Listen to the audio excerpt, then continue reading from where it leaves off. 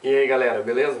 Queria compartilhar com vocês uma experiência que eu tive essa semana assistindo um documentário, cara. Deus falou comigo assistindo um documentário. É um documentário sobre leões.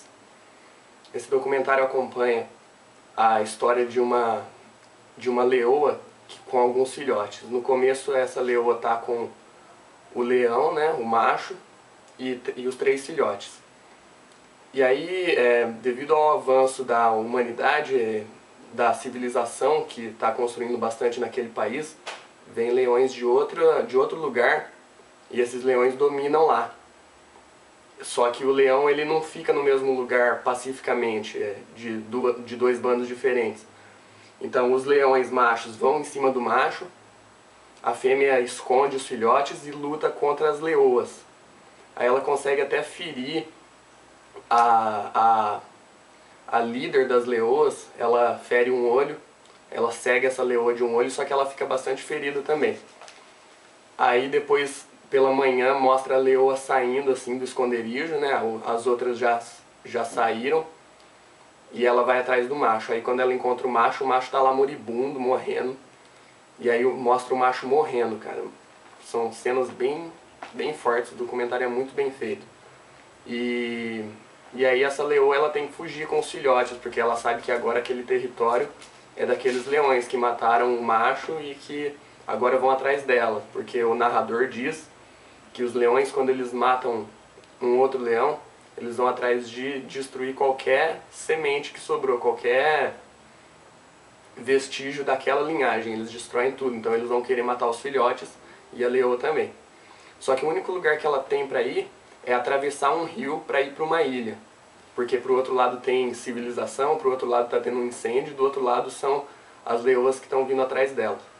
E aí ela vai e o leão ele não gosta de águas profundas, ele não gosta de nadar. Só que a única opção que ela tem mostra ela assim com dificuldade, colocando a pata primeiro assim, só que como é a única opção que ela tem, ela vai e os filhotes têm que vir atrás.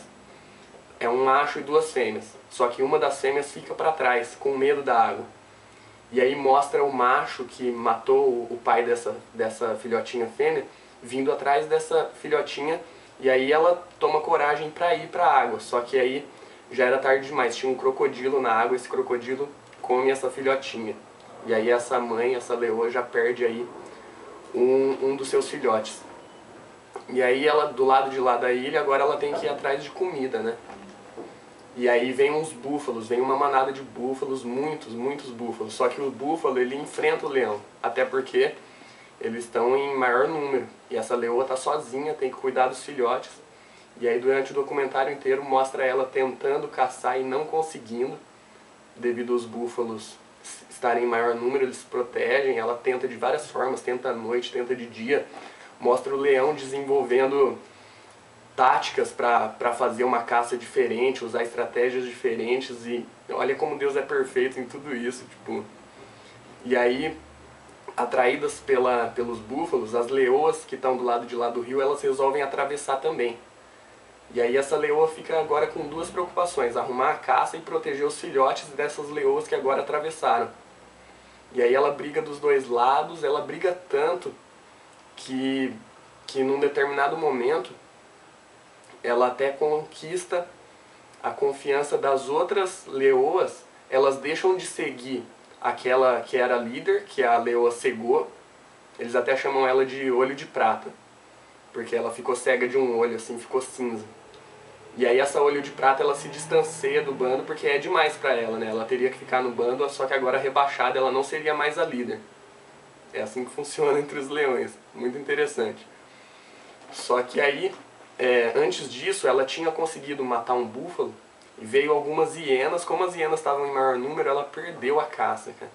Ela matou o búfalo, só que não conseguiu ficar, e cada vez mais difícil de alimentar os filhotes. A leoa se ferra o documentário inteiro, cara.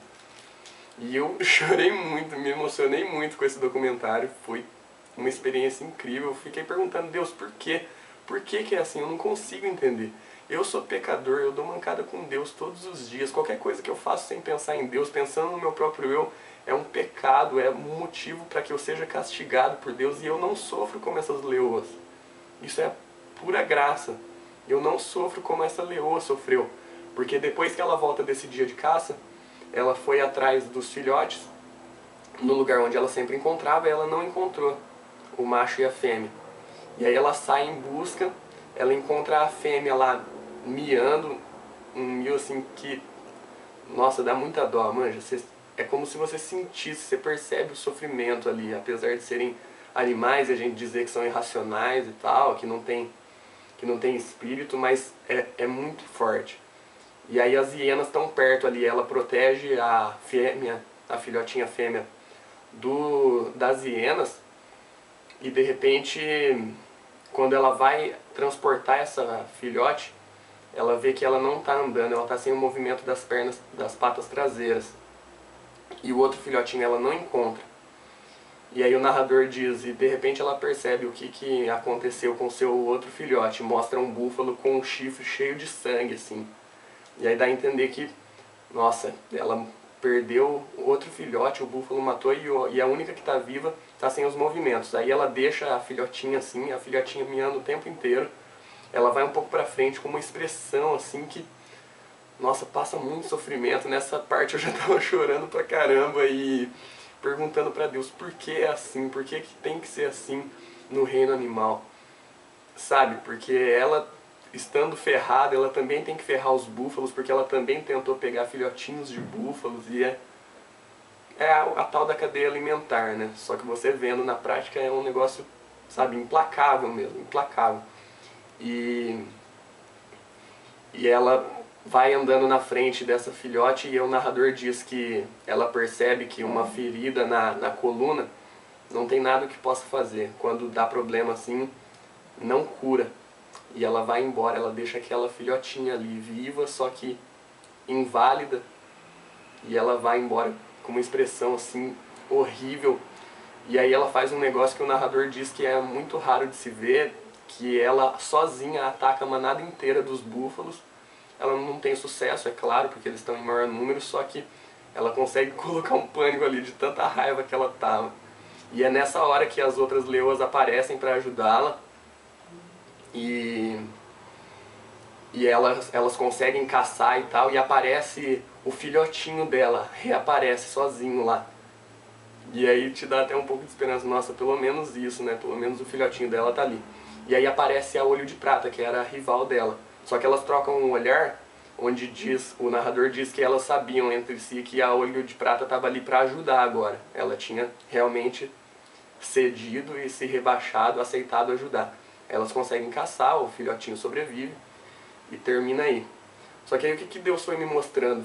Ele me lembrou de que na queda do homem, Deus amaldiçoou a gente de diversas maneiras, está lá em Gênesis no capítulo 3.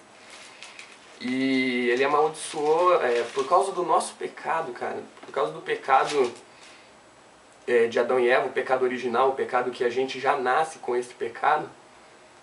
Isso amaldiçoou a criação toda. E aí agora toda vez que eu penso sobre isso eu lembro daquela filhotinha gemendo, sabe? Ela ficou ali viva, cara. Talvez se ela tivesse morrido ela teria até sofrido menos, mas ela ficou ali viva, sem a mãe, sem o pai, sem ninguém, exposta a vários perigos, sem poder se movimentar. E a mãe perdeu 2 filhotes, conseguiu recuperar uma, mas passou fome, não conseguia arrumar a caça, e isso é o que a gente vê. Imagina tudo que acontece na natureza, sabe? Sem contar a ação do homem, porque esse documentário fala, depois no final ele fala de um site lá, de uma organização que levanta fundos para ajudar esses leões nesse determinado país, que agora eu não lembro onde é. Só que lá tinha coisas de, assim, em 20 anos diminuiu muito o número de leões. Era coisa de 500 mil, agora é 50 mil e até menos. Tá diminuindo muito.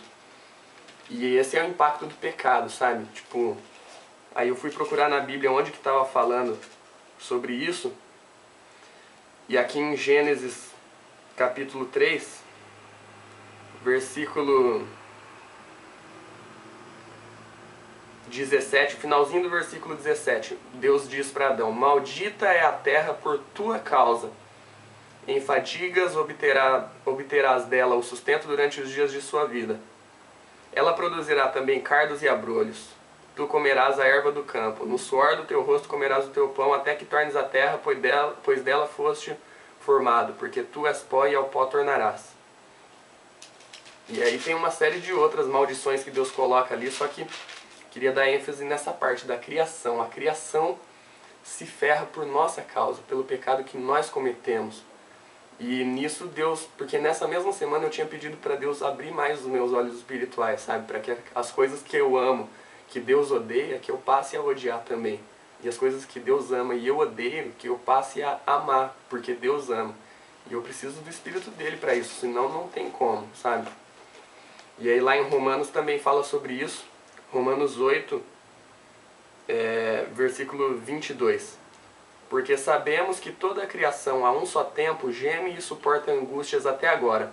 E não somente ela, mas também nós, que temos as primícias do Espírito, igualmente gememos em nosso íntimo, aguardando a adoção de filhos, a redenção do nosso corpo.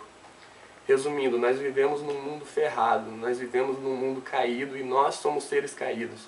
A única esperança para a gente é Jesus, é o Espírito dele em nós. Porque se a gente se preocupar em seguir uma lei moral, se a gente se preocupar em evitar o pecado simplesmente como a concepção moral que a gente tem de pecado, de que eu não posso beber, eu não posso fumar, eu só posso transar depois do casamento, isso não é suficiente, porque qualquer coisa que você faça sem glorificar a Deus é um pecado. E é a vida em abundância que Jesus programou pra gente, essa vida se desfaz. Porque o pecado é morte espiritual. Então qualquer coisa que a gente faça que a gente não esteja em Deus, a gente está perdendo e eu me lembro sempre desse documentário, sabe? Me marcou muito, eu não quero nunca esquecer, eu acho que eu não vou esquecer mesmo, foi Deus falando comigo ali, porque Deus não está limitado às paredes do templo da igreja que você frequenta, Ele não está limitado ao círculo de amigos que você tem, que são cristãos e que conhecem a Bíblia. Claro que Deus fala através de tudo isso, mas Ele fala através de qualquer coisa, Eu já ouvi testemunhos de pessoas com quem Deus falou através de uma borboleta, através de diversas coisas, através de um outdoor. E é isso que eu queria compartilhar com vocês, que Deus aumente no nosso coração essa consciência da gravidade do pecado. Não do pecado simplesmente em relação a uma concepção moral, como eu já disse, mas em relação ao pecado original, o pecado que já habita em nós, como uma força mística mesmo, que é assim que a Bíblia coloca, porque o pecado ele tem esse poder. E até lembro do John Piper no vídeo que ele fala que a gente deve fazer guerra contra essa força, esse tipo de pecado. Não os pecados específicos, matar, roubar, mentir. É claro que contra isso, tudo isso também, mas contra principalmente a raiz do pecado que está em nós. Porque se a gente não estiver em Cristo, se a gente não for escravo de Jesus, tudo que a gente vai fazer é pecar. Os nossos atos mais belos, eles são pecados sem Jesus, sem o Espírito de Deus. Então que a gente busque esse Espírito, que a gente tenha a nossa esperança em Jesus, porque pelo Espírito sim nós podemos ter vida, pelo Espírito sim nós agora podemos alegrar a Deus e tirar um sorriso do rosto de Deus, e assim também a gente sorrir, e assim a gente também ter a vida em abundância que Cristo prometeu pra gente. Então é nóis, tamo junto, galera.